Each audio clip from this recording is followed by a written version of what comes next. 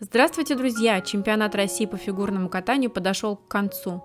Фигуристки показали свои произвольные программы, определив тем самым чемпионку страны сезона 2022-2023. Софья Самоделкина, к сожалению, в своем выступлении допустила сразу несколько серьезных ошибок. И если после исполнения тройного аксель фигуристка еще чудом смогла устоять, то с четверного сальхова и тройного флипа упала.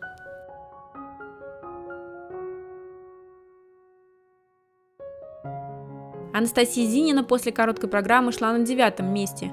Фигуристка заявила на второй день соревнований сразу 2 четверных прыжка.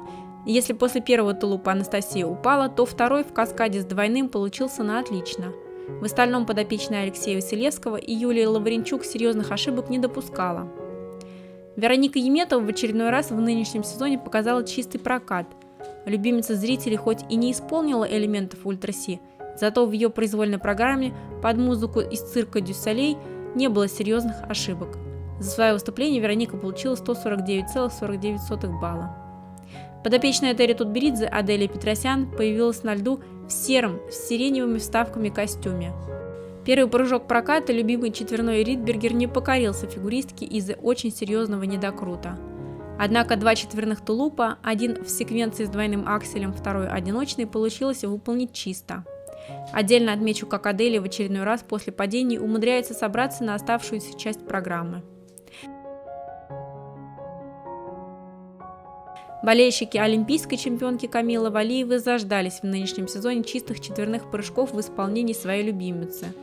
В этот раз Камила не разочаровала, показав отличный прокат. Секвенция четверной тулуп двойной аксель, а также сольный четверной тулуп получились на загляденье. Фигуристка допустила лишь одну ошибку за прокат, исполнив двойной флип вместо тройного.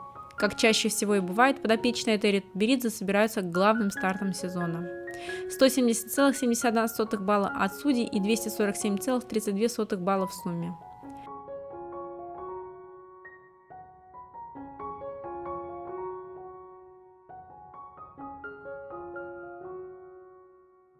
Ученица Евгения Плющенко Софья Муравьева нынешний сезон проводит стабильно и на очень высоком уровне.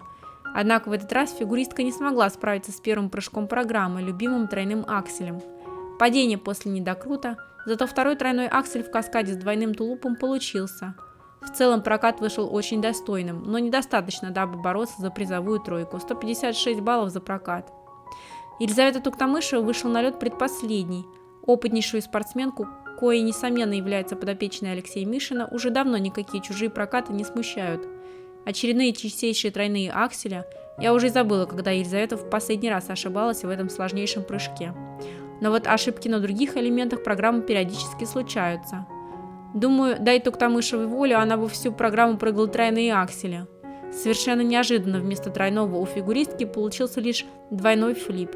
158,74 балла за произвольную программу и 241,72 балла в сумме. Перед лидером соревнований после короткой программы Софьей Акатьевой стояла довольно сложная задача. В первую очередь с психологической точки зрения. То, что фигуристка невероятно сильна в техническом плане, ни для кого не является откровением. Однако после такого сильного проката Камилы Валиевой от Софьи требовалось идеальное выступление. К сожалению, Акатьева упала с тройного акселя. Однако чистейшей остальной программы с прекрасным четверным тулупом с секвенцией с двойным акселем и сольным четверным тулупом хватило, дабы удержать лидирующие позиции после короткой программы и обойти олимпийскую чемпионку Пекина. 164,15 балла за произвольную и 249,74 балла в сумме.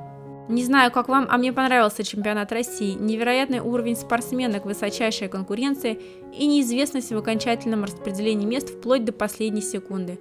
Теперь будем ждать финала Гран-при России.